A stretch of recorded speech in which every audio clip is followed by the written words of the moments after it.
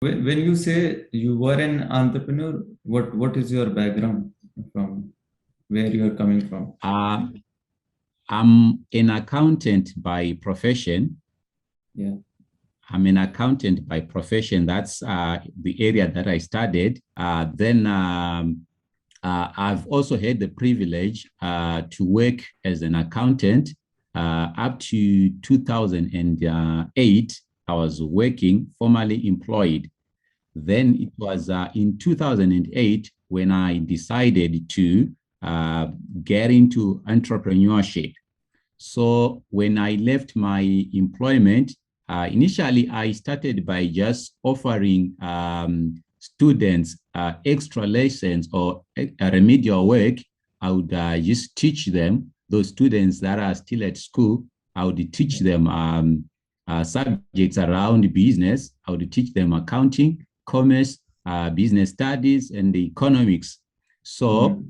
that's what I started doing when I left my formal employment. Then after a while, the students, they started increasing. They started increasing in number until eventually I then registered a private school, a private college. But it just started like I was giving one-on-one lessons to those students that are still going to school. But after a while, I realized I had a number of people were coming in. And so I then decided to register a private college. Then that's how it started. I then started running a private college. Okay. Then it was during that time when I was running the private college, because I was also involved in the teaching. I was teaching subjects like accounting, like I've said, commerce, business studies, economics. So I realized that as much as the books that we were using were good books, but in my own opinion, these books were written from a theoretical perspective. Right. Like you can have lectures who are teaching in universities, Mm. teaching from what they also learned from books, but never had the privilege to actually work practically. So that Yeah. was my opinion in as far as the books that we were using was concerned. So like somebody was coming from a practical background where I'd actually worked as an accountant, I just got inspired and said, let me write Mm. something that is written from a practical perspective so that when a student goes through the book and you then take them to a company, there's a relationship on what they will have learned and how it is done practically. So Right. this is what inspired me to get into writing. So I wrote my first textbook in accounting, right? So Mm. after I'd written the manuscript, I visited all the publishing houses that I could access to see if I could find a publisher who was willing to publish my book. But it was very unfortunate that all the publishers, they had their own reasons why they could not take my manuscript. Not because it was not bad, not because it was bad. Even well before they looked at the manuscript, they would just give me reasons why they could not publish it. So Mm. because I had this drive that this book should be published, I then started researching on what the publishing process is all about, because I said eventually this book should be published. So after all the other publishers denied me the privilege to do so, I Yeah. then said, I'm now moving towards establishing my own publishing house. So I started researching. I Wow, started man. researching. Amazing. I like that. Yeah, I started researching on what it is when we say this is a publishing house. And fortunately, I got the information. And coming from a business background, Yeah. it was easy for me to Right, right. go through the processes. So eventually, I registered mine own publishing house, uh, a Tremendous. company that I'm still running up to today. So when I registered the company, the first book that it published was my accounting textbook. So when I got it published, when I put it on the market, it was well received because it was bringing in a new perspective, a practical perspective. So it was actually well received in the process. Then I continued. Now I was running the college and at the same time having this publishing company. So after I had written the accounting textbook, I went on to write another one, a commerce textbook, which was also again well received on the market. Then in the process of time, things did not go well. I was forced by circumstances to close the college, right? So that was in 2010. I eventually closed the college, but I then continued to operate the publishing house, right? So it was now publishing my own books and also publishing for other people. Then I continued like that. I ended up writing because of my interaction now with other authors. I ended up writing children's story books, and proudly to say, these children's story books actually won a number of awards from those children's story books. And I was surprised because I don't come from a creative writing background. I never studied literature at school. So it was actually surprising how that could happen. So I then wrote some children's story books. Then in the process of time again, I ended up writing books on entrepreneurship, right? But this did not just happen. When I left, when I closed the college, I then ventured into training, right? Training people from different companies, right? On programs like customer care. So I would organize some workshops, 1 day to 3 days workshops. Then people would come from different companies. I actually had a privilege to train people from big organizations like Barclays Bank, organizations like your United Bottlers, that's Coca-Cola. I had the privilege to train their executives on programs like your customer care, your supervisor management, your marketing. So as I was doing that, I was actually growing in my training capabilities, right? So I then continued in that direction. So up to today, I'm still running the publishing company, and at the same time, I'm still into training. So it was through these trainings that I ended up then also writing books on entrepreneurship, because I have always had the passion to share information. This is what drives me. Wherever I am, it's just in me. I'm always like loving to share information, especially when it relates to business. So again, what made me write these books on entrepreneurship? There are a lot of books that are out there. And of course, good books, I have to admit on that.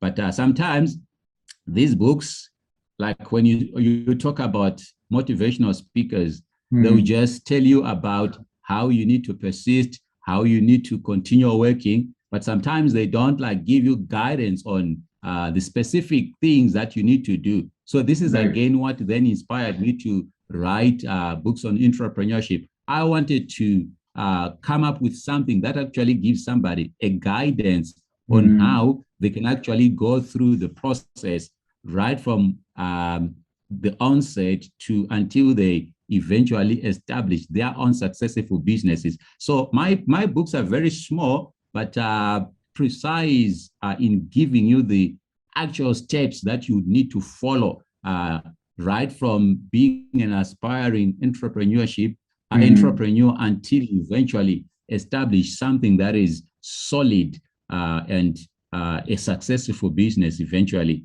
So I would say, in brief, this has been my journey. Amazing. So how have you like how has been this journey so far as an entrepreneur, and what is the greatest lesson you have learned from this? Well, it was a journey with a lot of twists and turns. It was not always rosy. Sometimes it was easy, Yeah, but at some point, it was not easy. But I would say one most important lesson that I've learned over the years is to concentrate on your areas of strength. I've mentioned about my writing. I've mentioned mm, about my training, right? Those are my areas that I'm more passionate about. It's not that those are the only things that I've done over the years. I've also yeah, tried to venture into other things, but each time I would try to do things that are outside my passion, I would always fail dismally. So that's one lesson that I've learned, that when you are an entrepreneur, just mm, concentrate on what you enjoy. Just concentrate on what you have passion about. Because when you're enterprising, you always have a lot of things and a lot of proposals coming in. Somebody is mm, telling you you can also do this, and somebody is coming in, you can also do this. So right. you end up losing your focus. So this is one lesson that I've learned over the years, that you need to concentrate on like a specific area. It doesn't matter other areas that you may meet along the way, they may Mm, be there to distract you, and you may end up losing whatever you might have gathered over the years.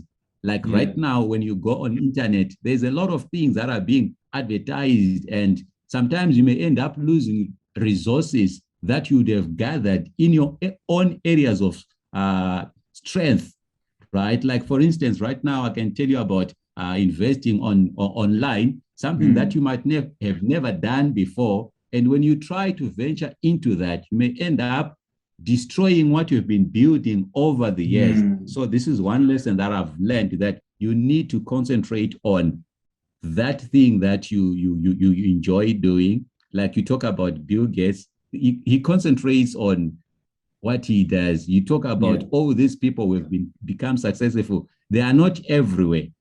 They have their mm. areas that they concentrate on. So this is one lesson that I've learned over the years. Yeah, I heard you talking about uh, perseverance as well. And I think what you're saying is when you have this passion inside you and you're following your passion, so you like this perseverance also comes with it, right? And if I'm doing Of course, something of course. which I'm not passionate about, so I'll not like I'll give up very easily. Yeah, of course. If it's something that you are not passionate about, it's easy that you can give up along the way. But if it is something that you are passionate about, obviously Mm, it doesn't matter how hard it becomes, you still continue going because it's something that you enjoy. right. So, what are some principles or some mental models you have followed which can be beneficial for us all in this journey?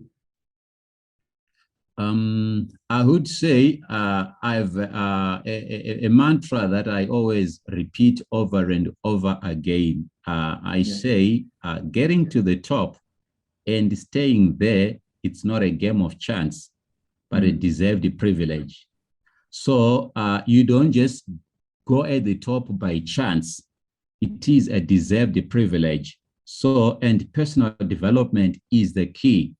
You need to work on yourself. You need to invest time mm, and resources in developing yourself. This is where most entrepreneurs fail. They just think it's just getting into something, then you are successful. You also need to you get what you are. That's the principle of life. You get what you are, interesting. right? You You don't get what you are, not what you want. you not what you want, what you are. Exactly what you are is what you Yeah. get. So if you can develop yourself to deserve $1 million, it Mm, is then easy for you to get $1 million. If you develop yourself to deserve $1 billion, you can easily get $1 billion. So this is my emphasis, that when you decide to get into business, it's not just a game of chance.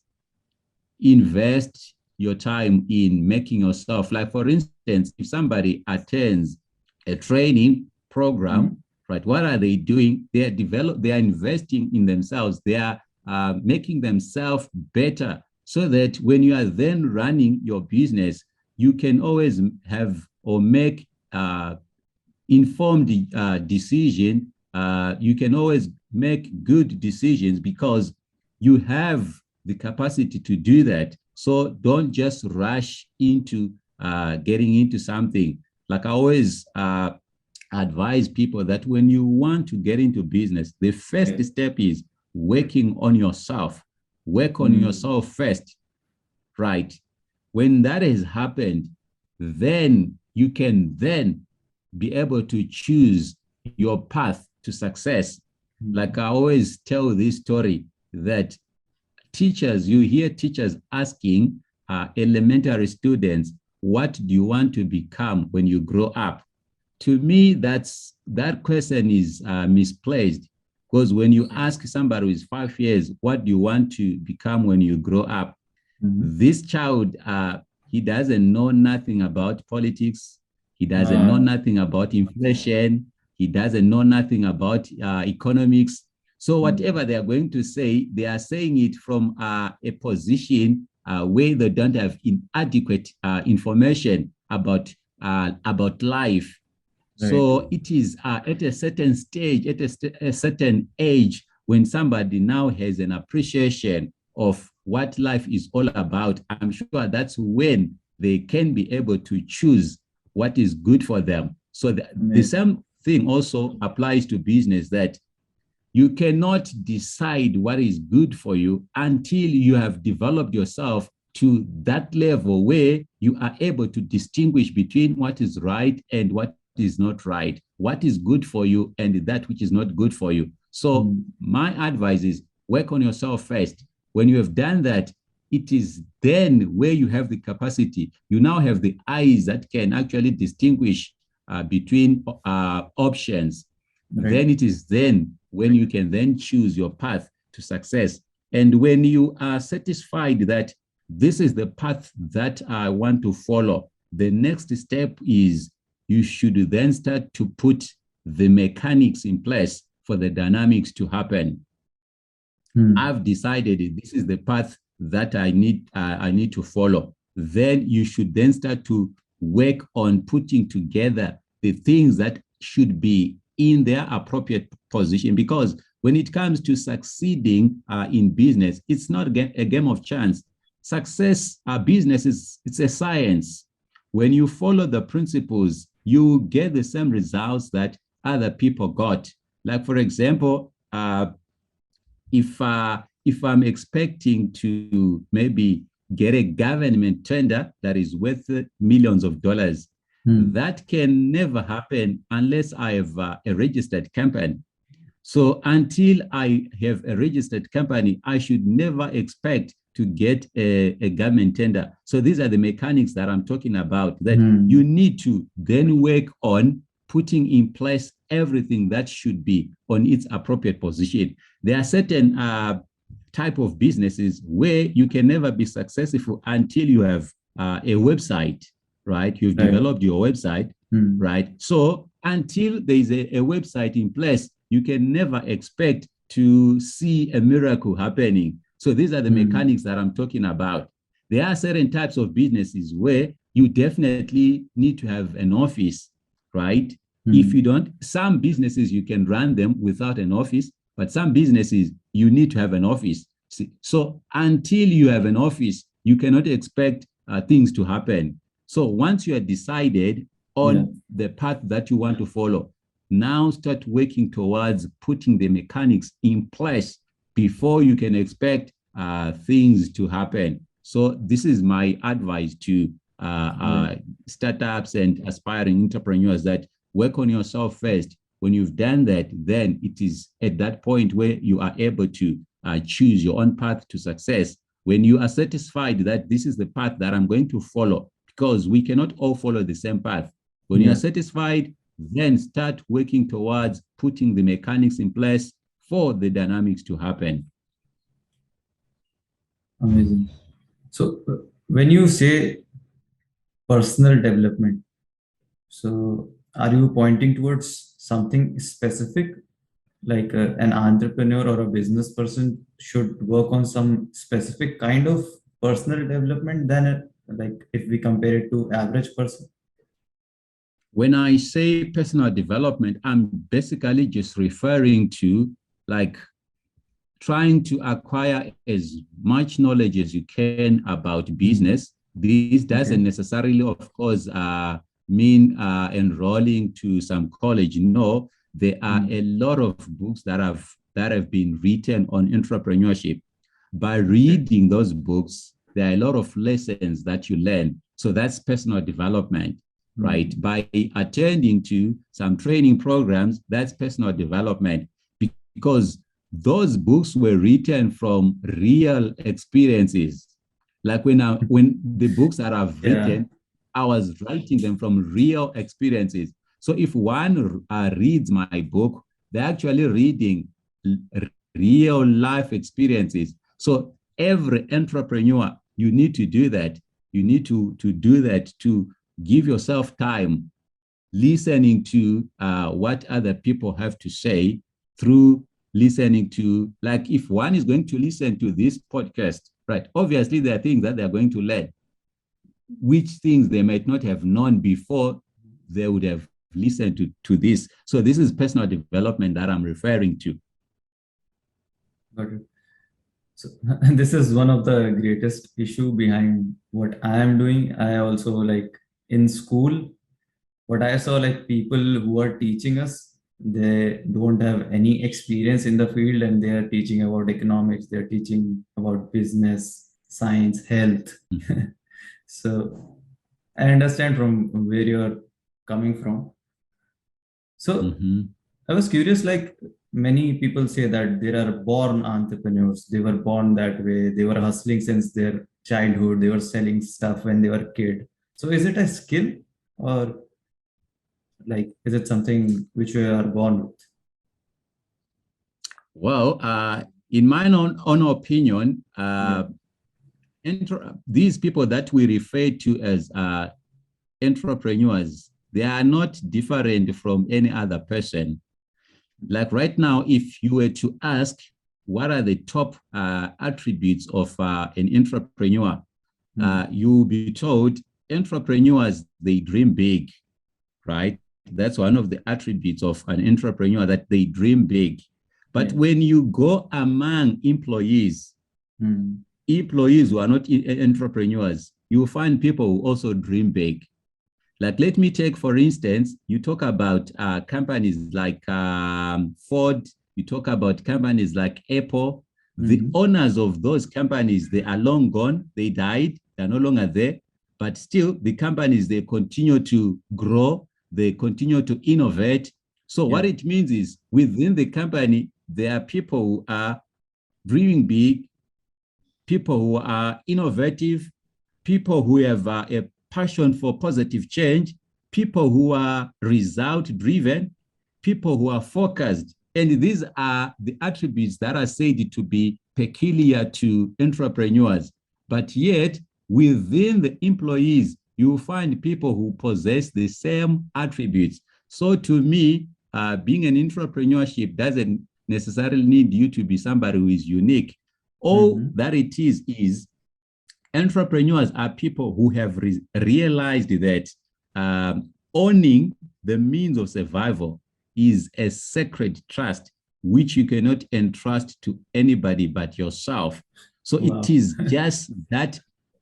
just that realization that distinguishes between an entrepreneur and an employee, not about their abilities. No, it has nothing to do with abilities, but just that realization to say, when it comes to owning the means of survival, it's something that I cannot entrust to somebody. It's my responsibility, and I have to carry the responsibility. When you look at employees, people who haven't come to this realization, they're just hoping that their bosses, their employers are going to take care of their future. They are going to take care of their needs. So when I come face to face with an employee, these are the things that I would tell them. When you look at them, employees, they also dream big the same way entrepreneurs do. They also have a passion for positive change the same way entrepreneurs do. So there isn't, to me, there isn't any difference between an employee and entrepreneur. It's only the issue of coming to this realization that you need to carry your own responsibility. You can't entrust your future into somebody else's hands. So to me, that's what it is. I wouldn't say entrepreneurs have some special attributes that are unique, that are not found in the rest of the people. So anybody can pursue this path if he likes to. I also heard Yeah, you with say, the right yeah, the go right on. information, anyone can do that. Hmm. I also heard you saying like it's all game of mind. So Mhm. what are the other differences between employee and an entrepreneur in terms of mindset? Like again, I said, it is an issue of coming to a realization, right? So when it comes to the abilities, Hmm. employees have the same abilities in most cases, right? The same Hmm. abilities that the entrepreneurs have, but the only difference is this realization. So Okay. as coaches, the effort should be directed towards making these employees come to that realization that Hmm. you also can do it. And once that happens, once they get to that realization, you will Yeah. find out that they can also become their own successful entrepreneurs. Hmm. So, whatever effort that we may put as coaches should be directed towards making them realize that there is nothing special about enterprising, nothing special that they do not possess or have themselves. But it's only that they would not have realized that they also have got the same capacity. Hmm. So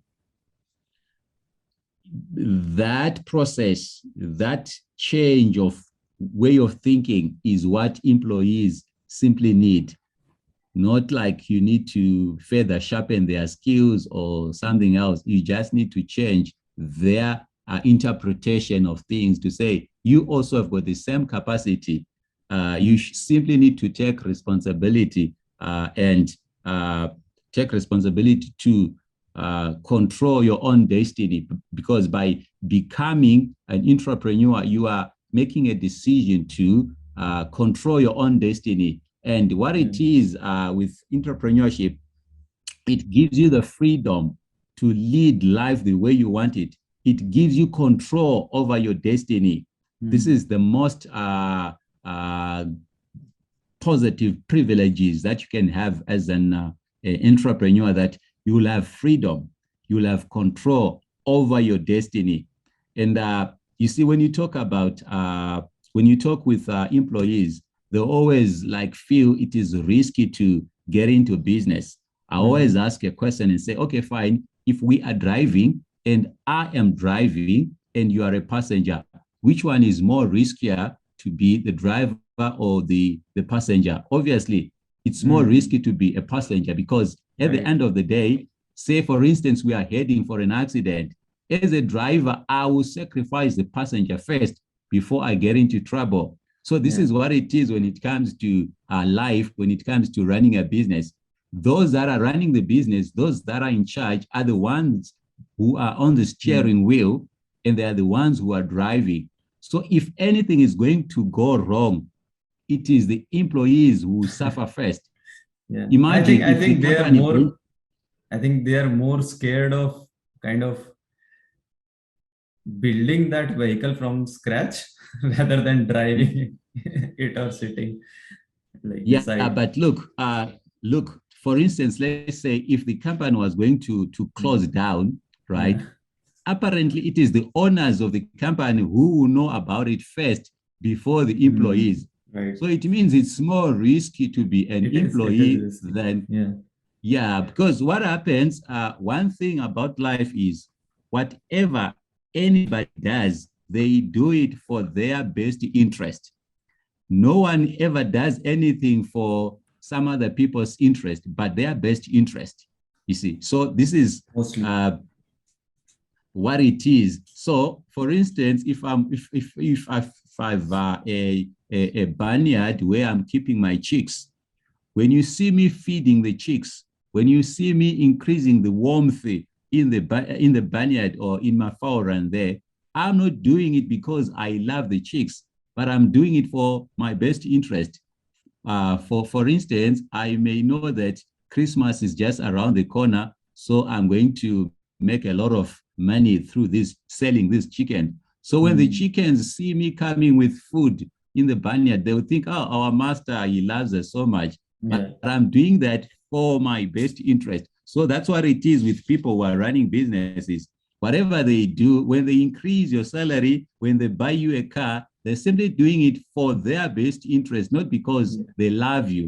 So if employees would come to this realization, I'm sure they will make the decision to also run their own businesses. So it's just the realization that they lack of what it means to be an employee and what it means to be an employer. Yeah. I heard a joke once, like employee asks his boss that you have this Mercedes car. So tell me what you did. How can I buy the same car as you? So he said something like, if you'll work hard day and night for months and months and months, Mhm. then I can buy another one. That's how I did it. You see, you see. So whatever is happening, the owner of the company is just doing it for his best interest. He Yeah. doesn't have the employee in mind. So this is one Right. thing that employees doesn't realize. So we can see like anybody can become an entrepreneur, and it's a skill which you can learn through hard work and It's perseverance. something that you can. It's something that you can learn. Anybody can learn the skill. So are you also saying like everybody should become an entrepreneur? Apparently that is not possible. Um, That's why I um, asked. there are there are certain people who are like dead bodies, and the saying says, "Let the lying dogs sleep." There are other Hmm. people who, even as employees, they're just like they're dead. Until I read in the Bible, it says some people are dead whilst they live. So those kind of people, obviously, they cannot be become entrepreneurs. But my point is, within employees, there are certain people who there is no reason why they should continue as employees. They have the energy, they have the zeal, they are result driven. So there is no reason why they should continue as employees when they can also jump. But apparently, I have to admit that there are other people, not because you need some special attributes, but these people are just like lazy. They don't have the energy. So those are good if they remain as employees. But on a general scale, I would say anybody can qualify to become an entrepreneur, but obviously it's not everyone who it doesn't matter how much it is said over and over again. It's not everyone who will have the guts to step out to become an entrepreneur. So the simple reason why we say these things is to inspire those who can then eventually take the decision to become entrepreneurs. But apparently, the truth is, no, it's not everyone who will have the confidence to step out. But in saying this, obviously, some are inspired to eventually take the decision. Hmm. And they are like crabs in a bucket. They'll not get out and they'll not let you get out. If you will try to get out, they'll pull your legs and bring you down. Like this Yeah, is you too see, risky, this is dangerous, and do not like don't do this and whatnot. yeah, there are people who are like that. Mm, So when you are talking about entrepreneur, you just say it. Those that can be helped by it can get the help, but some will still continue to say, no, it doesn't work. It's for other people. mm, Then there is nothing more that you can do for that kind of people. great. I was also reading stats about entrepreneurship. So I read like 9 out of 10 startups fail. So why is this, and why, like, what mistakes do 90% of people do which 10% don't? I would say the major reason is lack of personal development. That point that I've emphasized from the Mm, beginning, that when you decide to become an entrepreneur, don't just jump into it. Work on mm, yourself first. Give yourself time to uh, develop yourself, because by developing yourself, you will then be able to make informed decisions. You will be able to make appropriate decisions, because apparently the reason why you will fail is because you have failed to make appropriate decisions. So when you develop yourself, personal development will help you solve the how question. Like when you're mm, starting, you may not have adequate capital. So how are you going to get it? When you are starting, you may not have enough resources. So how are you going to get them? So when you work on yourself, somehow, when you face a particular problem, your mind has been strayed to that extent where when everyone else is backing off, you just find yourself coming up with a magic formula to solve the problem at hand. So this is what distinguishes between a successful entrepreneur and an unsuccessful entrepreneur. Successful entrepreneurs are able to bring a solution to a problem at hand, because most entrepreneurs, you hear them complaining about maybe lack of capital. right. The same problems that a startup faces are the same problems that an established entrepreneur faces. When you talk to a billionaire, every day they will face problems that would need to be solved. When you are a Mm, startup, you will face problems that would need to be solved. So the difference, whether you're going to solve them or not, depends on your level of personal development. Like if I say I don't have enough capital to start my business, if I work on myself, I will answer the how question. So how do I mobilize the capital that I need? mm, The billionaire, you will face the same problems, challenges also, and you will have to answer, how do I solve this problem? And all rest on personal development. So my encouragement is, when you want to get into business, work on yourself. By developing yourself, you will be able to answer the how question. By developing yourself, you will nurture and strengthen your skills that you already possess. By developing yourself, you are able to uh, work on the things that you are supposed to be working mm. on for the purpose of the success of your business. So, in my opinion, the number one reason why most businesses, startups fail is lack of personal development. They just Like think like, sometimes you ask somebody who mm, is getting into business, tell mm, me, which book have you read on entrepreneurship? They have mm, read none. They haven't mm, read even a single one. So I say, okay, yeah, fine. So which philosophy are you following? Because obviously, when you get into a business, you have to be standing on a particular philosophy. Like for instance, if mm, I take Bill Gates discourages diversification. right, He says you should just invest in one portfolio, right? But mm, other entrepreneurs, they believe in not laying your eggs in one basket, right? Those mm, are different philosophies. So yeah, when you read, eventually you also come up with your own philosophy, something mm, that you stand for.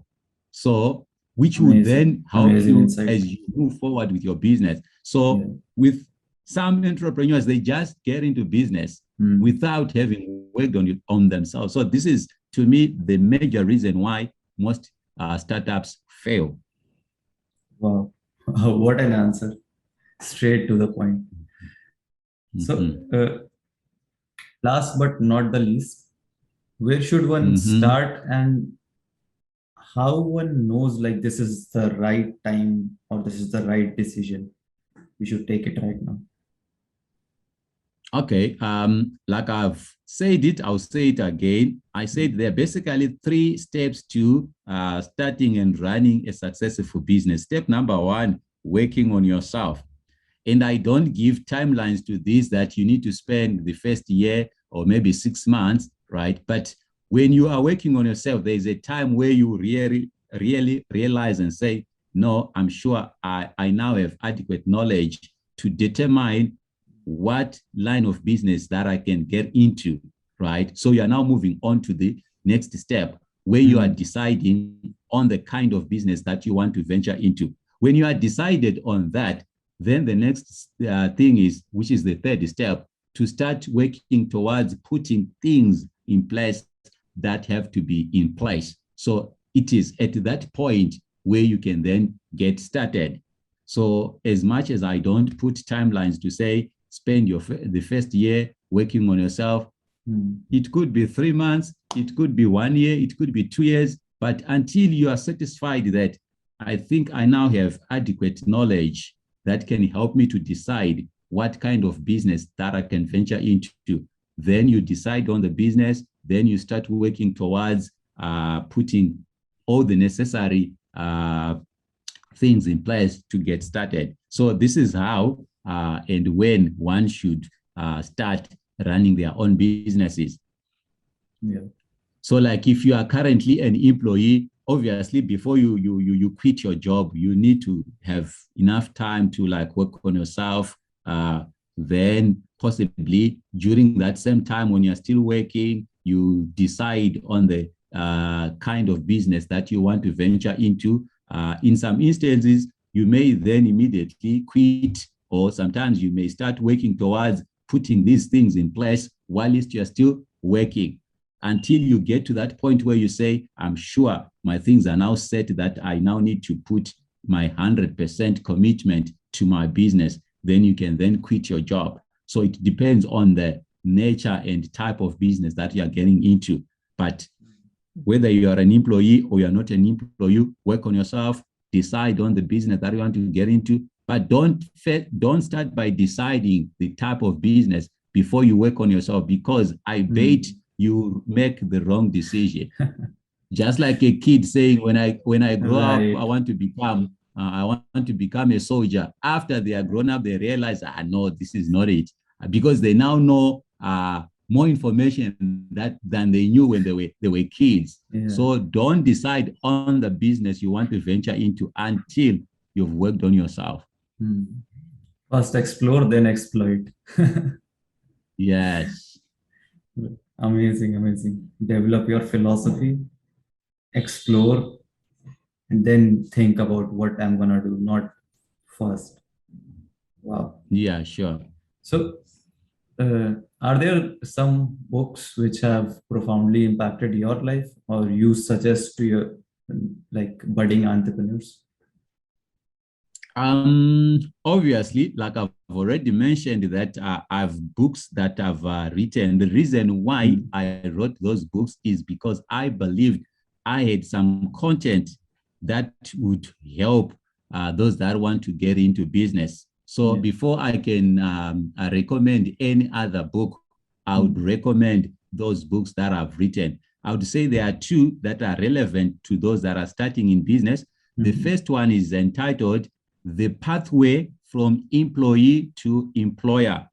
So this one, it guides somebody who is still an employee who wants to transform into becoming an entrepreneur. So it gives you like the guidance on how you can go about it if you are still an employee, to say, what are the steps that you need to follow to become an entrepreneur or an employer, right? That's The Pathway from Employee to Employer. Then the other one is the anatomy of achieving success in business. So this one now will help you to, will guide you on the fundamentals, the important things that you need to do if you are to establish a successful business. So I would say these two books are the ones that I would recommend to people to access if they want to really get serious about getting into business. So I would say for those that will listen to this podcast, those that will follow on it, if anyone is interested in these books, I'm offering them to them for absolutely free. Wow. Just in exchange, they'll just follow me on my Facebook page. Then I'll send them the e-copy of the books if they want one of them or both, depending on where they are. If they are still employees, they would definitely need the pathway from employee to employer before the anatomy. If they are maybe already started, they would possibly need the anatomy for achieving success. So I'm offering these for free to those that will listen to this podcast. And I'll just invite them to like my page on Facebook, so that we can have like the interaction where I will eventually send them the books. Yeah, thank you so much in behalf of my audience. And yeah, guys, if you want books, just go to his Facebook page, hit the like button, and leave a message. PDFs of those books will be sent it to you, right? I'll definitely do that. Link will be in the description. Thank you so much. So my last question, what message you have for the world? For in closing, well, I'll repeat this. Getting to the top and staying there, it's not a game of chance, but a deserved privilege. If you want to get to the top, you can get there by chance, but then staying there, it's not a game of chance, it's a deserved privilege. And personal development is the key. Work, that's my message today. I have so many things to say, but my message today is personal development. Work on yourself. Like right now, somebody who is going to listen to this podcast, they are working on themselves, because at the end of the session, they will have learned things that they didn't know before they listened to this. So that's my emphasis. Work on yourself. You don't get successful by chance. It's something that you deserve. So how do you deserve it? Becoming that person that deserves it. That's my message.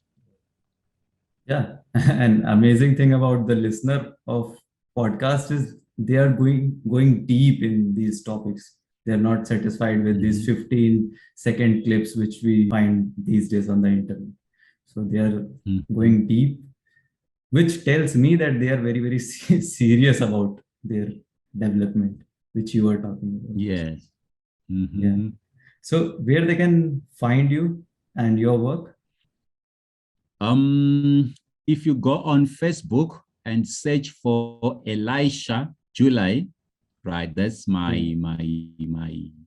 Facebook page, Elisha July. Then I also have got a page on Facebook.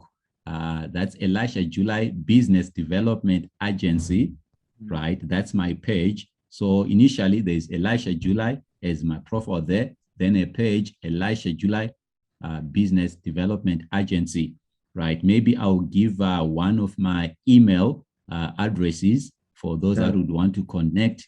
That's E for Elisha, then July for my surname, then net net@gmail.com. So it's ejulynet @gmail.com. Yeah, I'll mention all of this in the show notes if you're listening to audio. Okay. Then if it is for my direct contact, that would be +263 772 408 904. plus 263-772-408-904. That's my direct contact, which is also on WhatsApp, right? For those that would want to have a direct contact, right? I would say those are the platforms that you can easily contact me at. I'm also on LinkedIn. That's Elisha July again. And what type of people do you help? Like what kind of people you're looking forward to work with? I usually focus on those that are aspiring to get into business or those that are just starting. Those are the people that I usually help, though I also deal with people at different levels, like people who are already established, people who already have big businesses.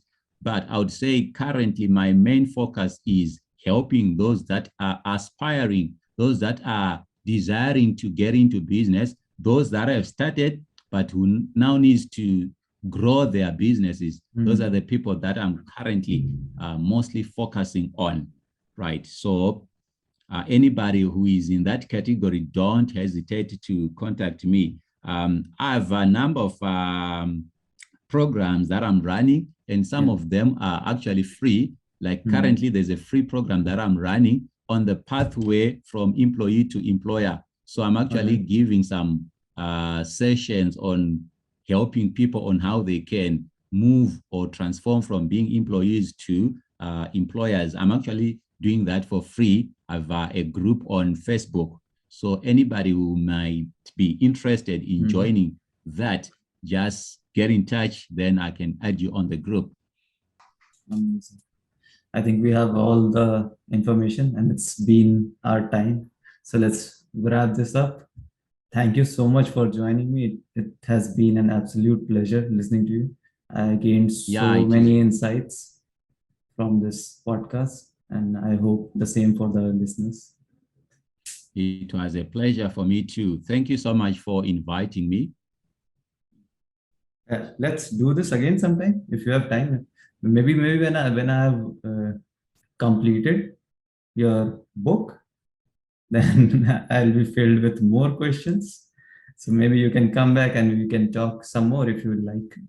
No, it would be my pleasure. Anytime you want me, you can let me know. Yes. I'll definitely come. Anytime, as many times as you want me, I can come back and we continue.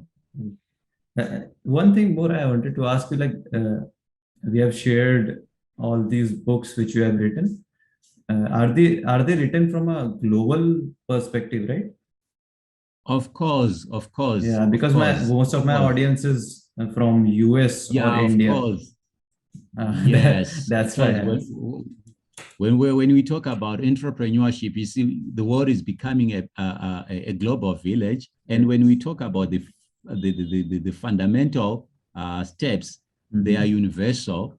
It doesn't matter where you are from. The basic principles are the same. So these books, they are relevant to anyone who is on any part of the world. Great. All right, I'll let you go now. It's like I've taken a lot of your time. So have a nice day. No, that's fine. Same to you.